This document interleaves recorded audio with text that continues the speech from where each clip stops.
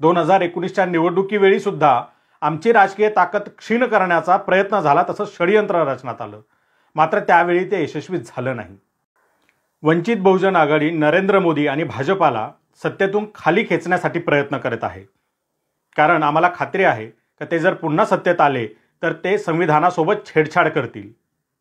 त्यामुळेच आम्ही इंडिया आघाडीमध्ये सहभागी होण्याची राजकीय इच्छा व्यक्त केली. मात्र आमच्या या राजकीय इच्छेला कोणी आमची दुर्बलता समजू नये.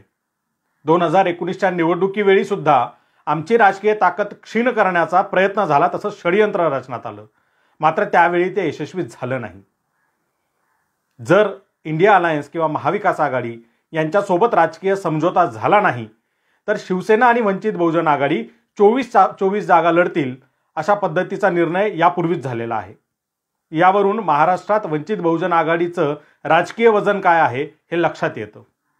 दिल्लीत झालेल्या महाविकास आघाडीच्या बैठकीमध्ये वंचित संदर्भात चर्चा झाल्याचं आम्हाला समजलं. मात्र एका पक्षाने संमती न दर्शवल्यामुळे वंचितच्या समावेशाचा निर्णय होऊ शकलेला नाहीये. तरीसुद्धा पत्रकारांशी बोलताना संजय राऊत यांनी ज्या पद्धतीनं विधान केलंय त्यातून जे परसेप्शन तयार झालंय ते अतिशय चुकीचं आहे. जर तुमच्यात सर्व सहमती असेल तर मग वंचितचा समावेश करून घेण्याचं घोडं अडलंय कुठे? का थेट पद्धतीनं समावेश करून घेतला जात नाही? आणि जर सर्व सहमती नसेल तर अशा पद्धतीची वक्तव्य का केली जात आहेत हे स्पष्ट झालं पाहिजे. वंचित बहुजन आघाडीचा एकही नेता ईडी किंवा सीबीआयच्या चौकशीखाली नाही. तरीसुद्धा संविधान वाचवण्यासाठी वंचित बहुजन आघाडी ही पुढे आलेली आहे. ही राजकीय लढाई लढत आहे.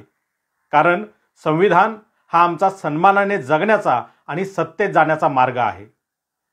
ज्या पद्धतीनं आमचा सन्मान हा महत्त्वाचा आहे त्याच पद्धतीनं घटक पक्षाचा सुद्धा सन्मान एकमेकांनी राखला पाहिजे, आदर राखला पाहिजे. आणि जर तो राखला जात नसेल तर मग काय ते तुम्ही समजून घ्या.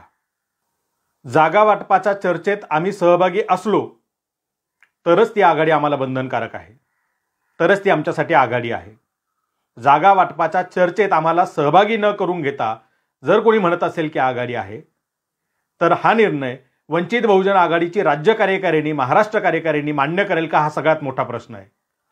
त्यामुळे वंचित बहुजन आघाडीच्या महाराष्ट्र प्रदेश अध्यक्ष रेखाताई ठाकूर या पक्षाच्या वतीने जोपर्यंत जाहीर करत नाही, पक्षाची भूमिका मांडत नाही, तोपर्यंत अशी कुठलीही युती आघाडी झाली असं जनतेने समजू नये. इंडिया आघाडीची अशी वागणूक असली तरीसुद्धा इंडिया आघाडीमध्ये सहभागी होण्याचा निर्णय आणि सहभागी होण्याची मानसिकता वंचित बहुजन आघाडीने बनवलेली आहे. मात्र ती बरोबरीचा सन्मानजनक पार्टनर म्हणून, अपेंडिक्स म्हणून नाही.